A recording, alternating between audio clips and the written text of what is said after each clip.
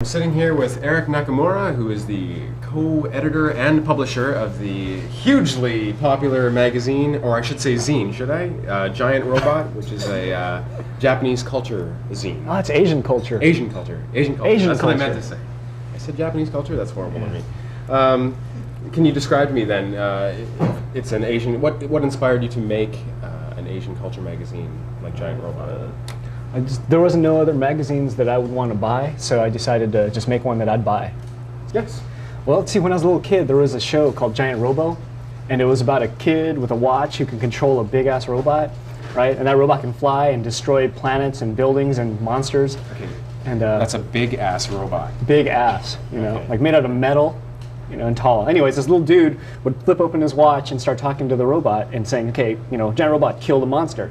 And the Giant Robot would get mad and kill the monster. What show was that? It was called Giant Robo in Japan. Oh yeah? Yeah, but then you know, I seen shows like added a T, and now it's Giant Robot. Wow, that's good. And so, you know, and I also like robots, so I think that's a appropriate title for this magazine. And so, excuse me.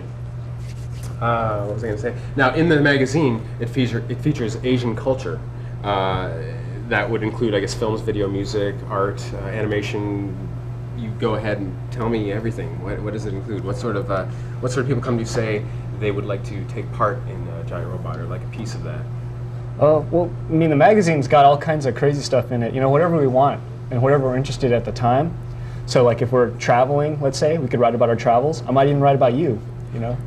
Well. Take a photo. Dedicate a whole 1/16 of a page to me or something. Yeah, postage stamp size.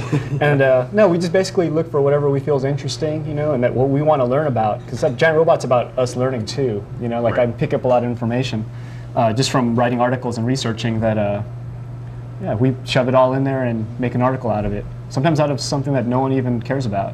And Giant Robot's been out for how long? 3 years? 3 years. 3 years. Yeah. And how has it changed from, let's say, the first issue to now? Has there been a significant change? Well, I know there's one that's you know really recent, but start from the beginning. No, the very beginning we were staple and fold. You know, like I barely knew how to use a computer, so I'd type articles on the computer, cut it with scissors, and paste it together, you know, on a piece of paper, and then we'd Xerox it and fold it all up, staple it. It was just so really handmade, and at the first run it was 240, and now we're up to like the 12,000 range. You ever want to go back to those days? I'm thinking about doing another one that's just staple and fold. Yeah, you know, just for fun. Because after we finish an issue, sometimes there's nothing to do for a little while, and that's when I'm like, I get bored and I want to make another one. But now in its third year, I guess it has become fairly popular, has it not? I don't know. You tell me. Well, I mean, I heard in Canada you're changing now to the glossy edition. Oh, I know.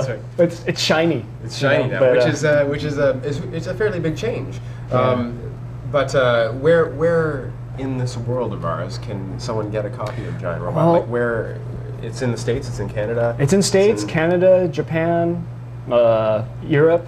It's all over the place, but it's heaviest probably in the States and maybe some in Canada too. Right. Yeah, but you know, it goes to like big stores, big chain bookstores, big chain music stores, mom and pop stores, liquor stores. No, not many liquor stores, but it gets around. But that's coming.